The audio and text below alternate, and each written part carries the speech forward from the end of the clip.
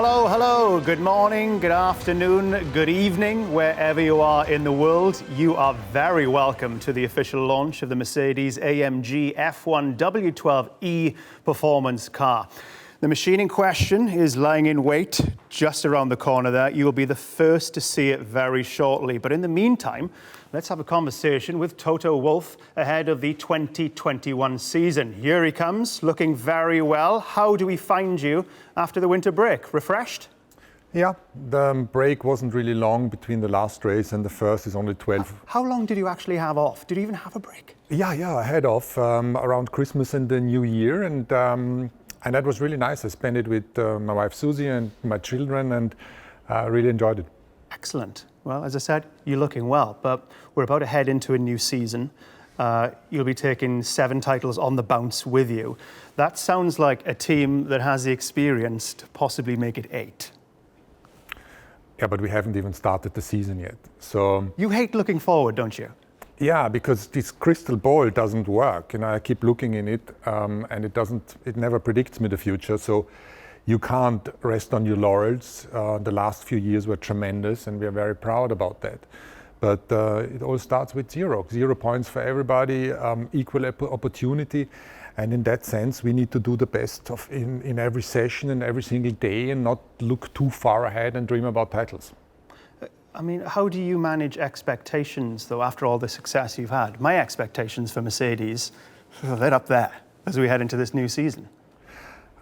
Yeah, I kind of get that, but within the team, all of us together with the drivers, we never have these expectations, because there is always some kind of skepticism whether we've done a good enough job over the winter. And I know I'm sounding like a broken record, but as a matter of fact, we always think that way. And we know that if we don't push ourselves every single day, we might fall back. And this is the sheer thought is scary. Well, the car you've put together, it's a thing of beauty. You're going to see it very, very shortly. I noticed the silver is making a partial return with the AMG logo on the engine cover. It looks delightful. It's a beautiful looking car. You happy with it? Yes, I'm happy with it. Obviously, the black livery that we had last year became an iconic livery, and we are very proud about the message of this livery and also how it looked. And this year, it's very similar as we will show, but there is the silver keeps sneaking back in, and at the end of the day, it's a silver arrow. That is our heritage, and we are proud of carrying that. Valtteri and Lewis are your drivers once again this season. You're one of only 3 teams to retain both the same drivers. What are the advantages of that? Stability is key in every team, and we work as a group collectively. We have two drivers that respect each other whilst racing each other hard out there. The development and the inputs that we get from both of them are very valuable for the team. And at the end, it just works. We love interacting with Lewis and Valtteri, and you can look back in the past, and it's been successful. I dare say it'll be successful again in 2021. But saying that, at the end of the season, you will have no drivers. Valtteri and Lewis are out of contract. So, is that a problem for another day? Are you looking ahead? What are your thoughts?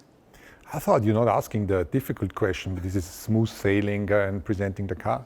I'm evil, aren't I? Yeah. So we need to, it's very simple, okay. The explanation. I think with Lewis, there was a particular media attention on our contract negotiations. Just a bit. And it's actually quite funny because him and me, we were so aligned. Whilst we were in the season, we just didn't have scope to talk to each other and spend enough time with each other to have that conversation. And then we thought about doing it between the 2 Bahrain races, and then he fell ill. Yeah. And then we both went into our holidays, and we talked through the holidays, and then I had COVID. So that is what it all delayed. And at a certain stage, because our conversations are really in a way partners discuss it, but it's down to the detail. And then we felt now we got to close this conversation. The season is right in front of us. Yeah. And we've been talking a lot about the future, about Lewis driving the car in the future, but also our partnership going forward. And we felt, let's discuss that during the year and find more time. And as for Valtteri, he's in the unfortunate situation that for the last few years it was 1-year contracts. He functions really well with the pressure. He's the cool Finn that is able to hold that back.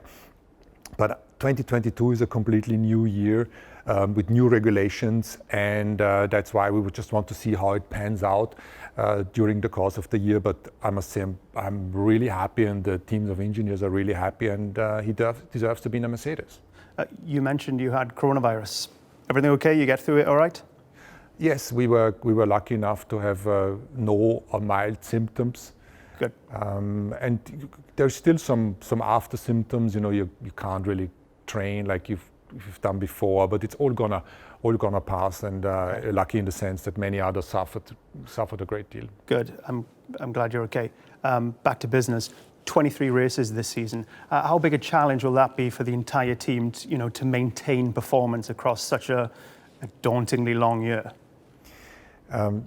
Especially the race team. So here in the factory in Brixworth and in Brackley, it's stressful all year. But it gets a little bit more of a quiet period during the spring. And having said that, they are also flat out. If you look up in the offices, everybody's knackered from the work. But the traveling itself with the jet lag is not trivial. You know that. Yeah. And imagine the drivers. So they're having all these factors to count in, and then they need to drive a car at the limit. And the mechanics that have to be there 5 or 6 days prior to the race, build up the garage, and then stay longer in order to take the garage down, whilst having the tough job to, the fiddling with small things that could cause a DNF for all of us. And they've performed under pressure, race after race. And the engineers that have a normal Monday to Friday job between the races. So our race debrief is usually on the Monday after every race. So everybody's quite under pressure. It's not for the faint-hearted being involved in Formula One, is it? No, but we are privileged. We have the best job in the world. We are involved in developing, producing, racing, engineering Formula One cars. Every time you're feeling a bit down or on a difficult day, you just have to remind yourself. Fantastic. Toto, great talking to you. We will hear more from you a little bit later on.